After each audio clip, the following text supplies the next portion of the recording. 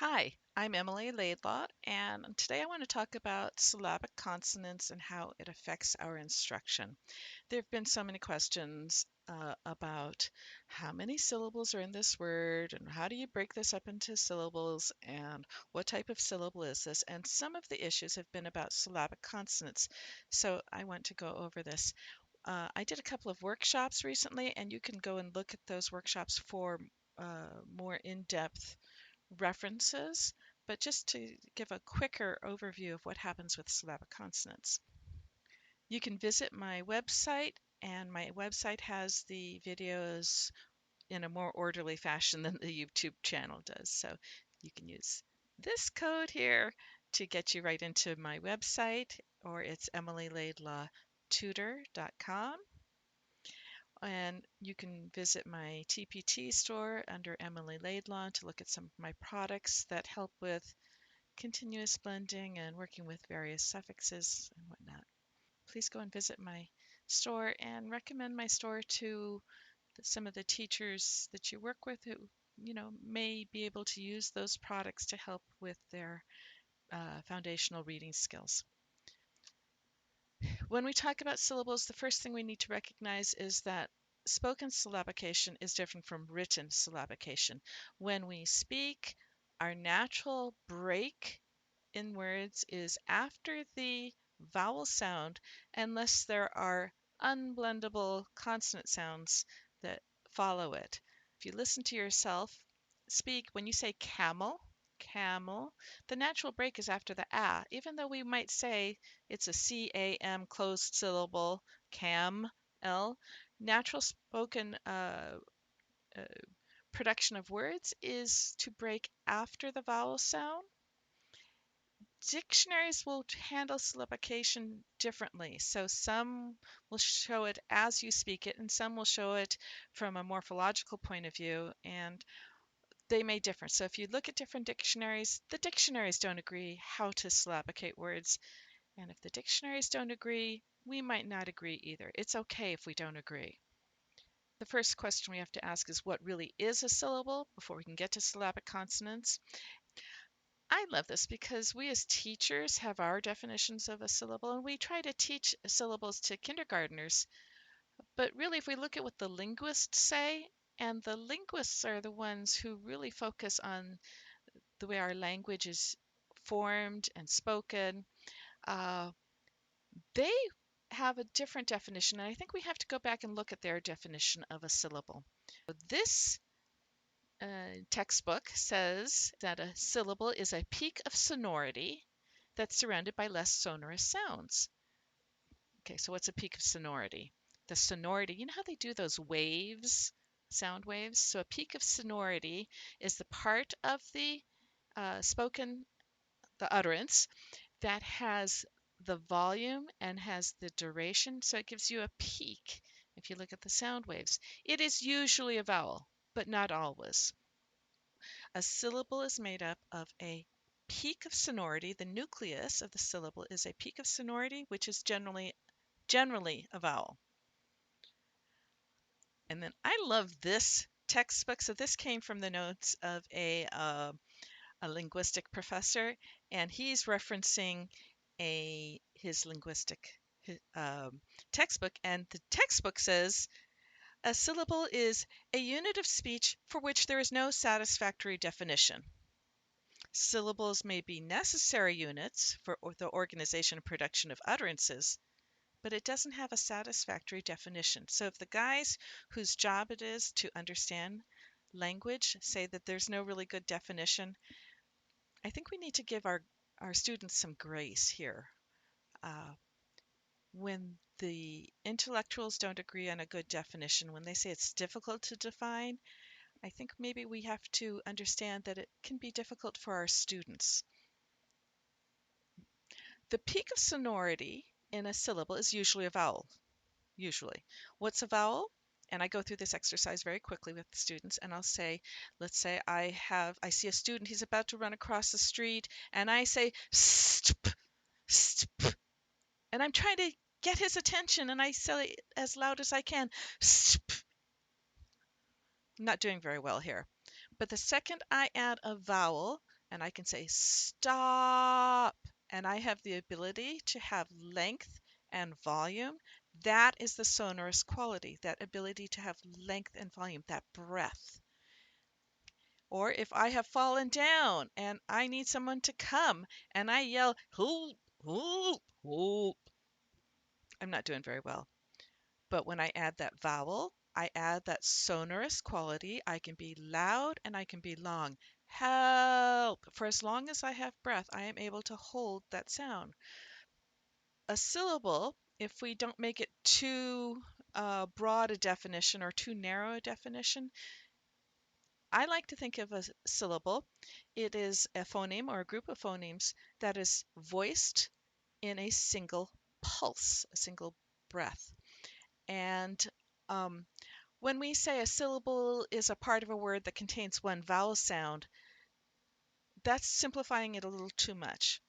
And that is not in agreement with linguists. So, um, but we have to think of it as being a part of a word that has that peak of sonority, that ability to be louder and longer, and it's in a single pulse, that pulse of air.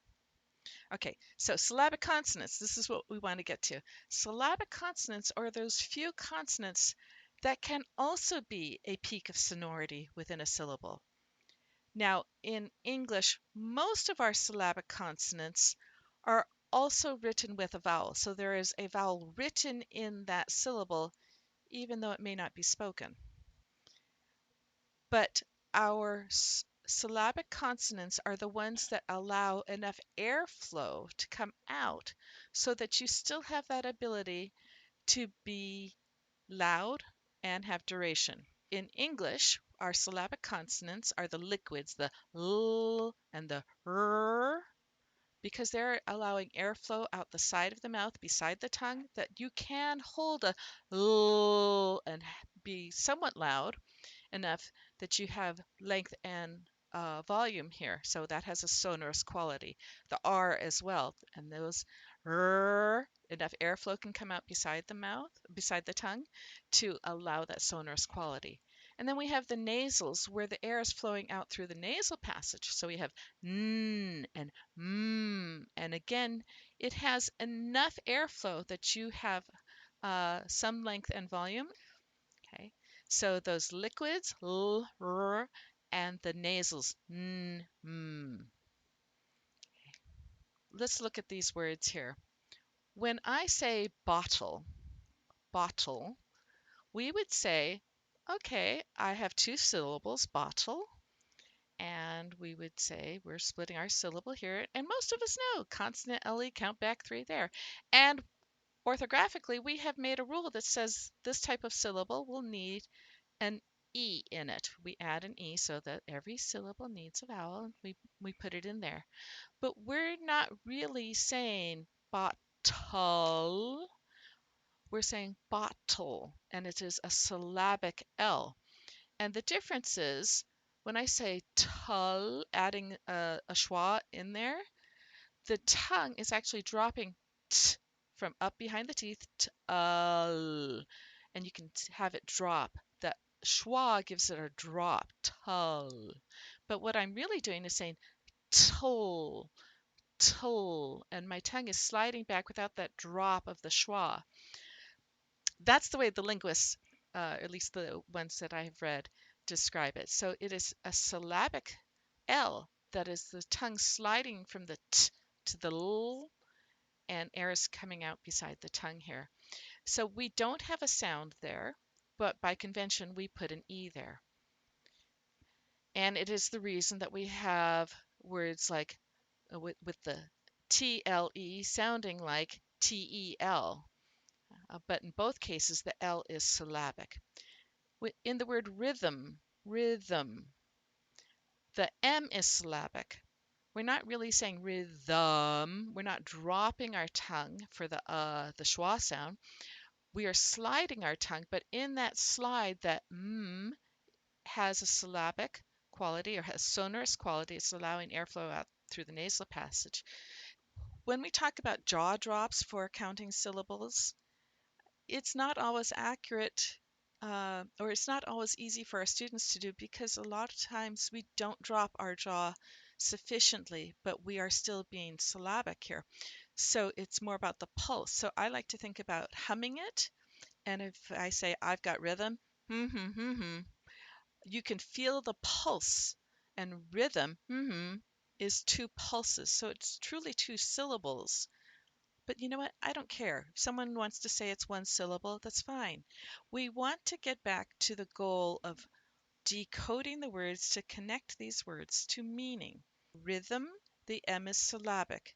It is truly two syllables, and a linguist would use their IPA and have a little uh, diacritical mark on there that would say that this is a syllabic R or a syllabic M and it's another syllable.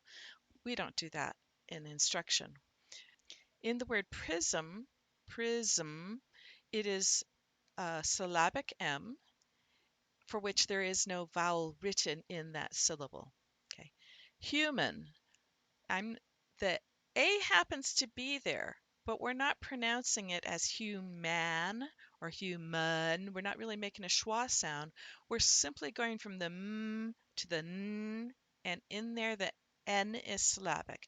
Now, I don't know of any, I couldn't find any words with a syllabic n for which there is not a vowel written in it. So n's don't give us any problems because with the syllabic n's, we always have a vowel in that syllable.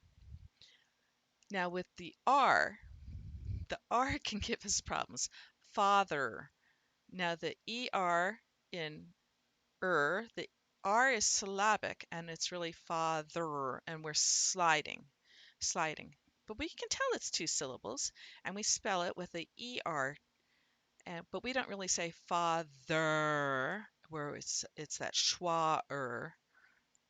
Uh, it's father, and we're sliding through from the th to the r position, and it's a syllabic R. Same as in acre. Same thing happens, and we've stuck an E at the end of acre to give that syllable a vowel. Okay, let's try a couple of words. Manager. Do you hear in manager? We actually have that jaw drop, and so the man, the syllable M-A-N, that syllable, the A is a true schwa or a true vowel sound, manager, and the N is not syllabic. The A is the nucleus of that syllable.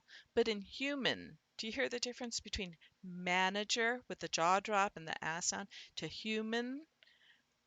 That there is no vowel sound in the second syllable. It's simply going from the m to the n. Okay, so human, the N is syllabic, but we have a vowel written there. Rhythm, patriotism, anthem. Now, rhythm and anthem, the second part sound exactly alike.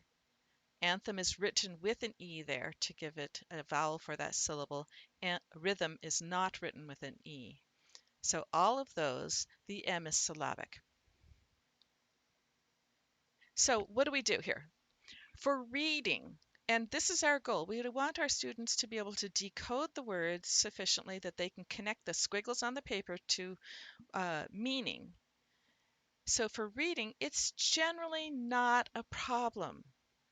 We are generally able to connect those squiggles to sounds, put the sounds together, blend them together, and connect it to words in our memory or words in our lexicon. For spelling, it's a little more difficult.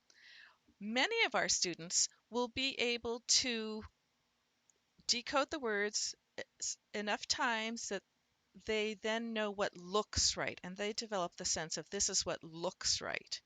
For those students that don't develop that sense of this is what looks right, the best we can do is do what promotes orthographic mapping, decoding, noticing the internal structure of the word, connecting the sound to the symbol in that word, and it transfers the word into long-term memory for recall for reading. It also helps promote spelling.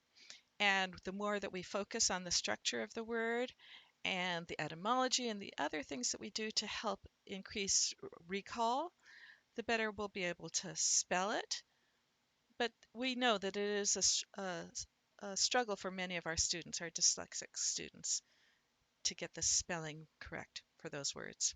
Okay, let's look at a couple of these. So my question is, will you be able to decode these words? So the word is dial. I see a vowel. I see a vowel, two vowels that are not pronounced together. We're going to split them up, and I say die. Oh, and the A often says the schwa sound in front of a L. Dial. Can I connect that to a word in my memory? Yeah, yeah. How about trial? Will your students be able to look at this word and connect it to a word in their memory? I see a vowel. I see a vowel. I'm going to split them up. I often says I at the end of a syllable. The A often says the schwa sound in front of a L. Okay, dial. Okay, dial. I'm going to dial it up. Good. These do not generally create any issue for decoding. And with this word, I see a silent E. It'll make the I say I. So if I say file, file, I've got it. These words, if you look in a rhyming dictionary, these words rhyme. The, the rhyme is the same. Two of these words are written with a second with a vowel in the second part of the word, with the syllabic L, and file is not. File is written as a one-syllable word. So, well, we might say, well, dial and trial are two syllables, and file is one syllable. They really do rhyme and sound alike because the L is syllabic. But I think we can agree that most of our students will not have any issue with decoding the word. And that's the goal we want to get to, is decoding the word to connect it to a word in our lexicon. In spelling, whatever you're doing to help your students spell, we would do the same thing with these. If I used a grid and I said the sounds are D, I, spelling it with I, O, and I hear a schwa sound, I'm going to spell it with the A, and that's that schwa sound. Oh, okay. And we might use the think to spell process, just as we might say Wednesday is really, you have to think Wednesday in order to spell it. Whatever tricks you're doing, you can do that with this. You say dial, I want you to really think dial, dial, and really emphasize the second syllable there. And same with trial. And you'd say t, r, I, o, and I hear a, it's spelled with a. It's that schwa sound. And then the l. And then file, I hear f, I, l. And then wherever you put your e, some people put it below, some people put it in the same. And it's there to make the I say I. File. They, they rhyme. Uh, the L is syllabic here.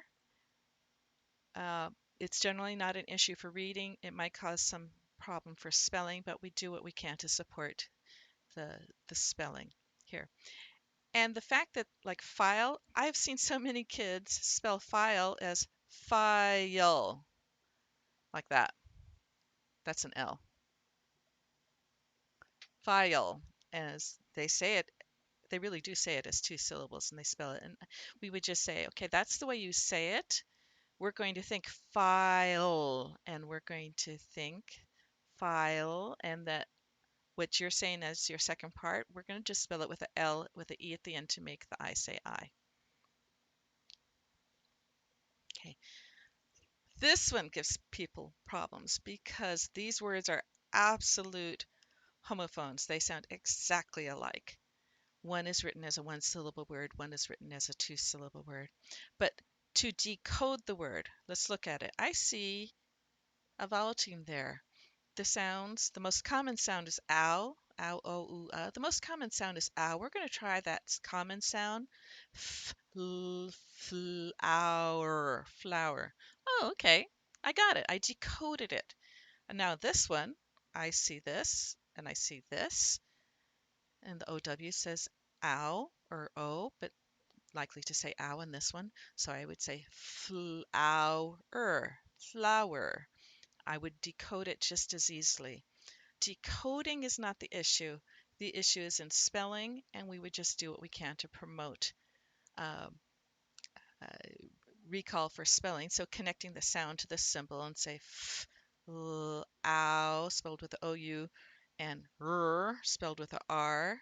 And here we might emphasize f, l, ow, and emphasize that a little more and say flower.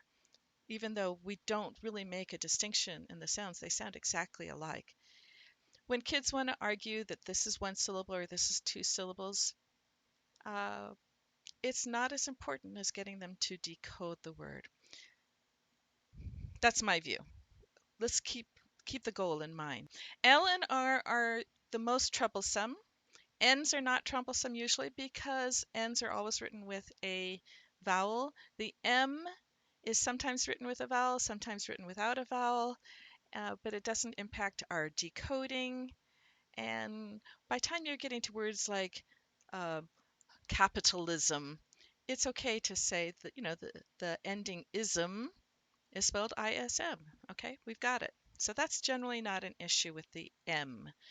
Uh, the L does give us more trouble because we see those down right in our kindergarten first grade words when we have fire and file and the words where you're going from a vowel to the L, and because L's and R's are difficult for the young kids to say anyway, it often gives us more trouble. But think of what's happening in your mouth as you're saying these words. So if I'm saying file, the I is happening way back here, and the L is happening up here. And as you're going from file, that slide, kids often have an extra syllable in there where they actually say another consonant sound like file.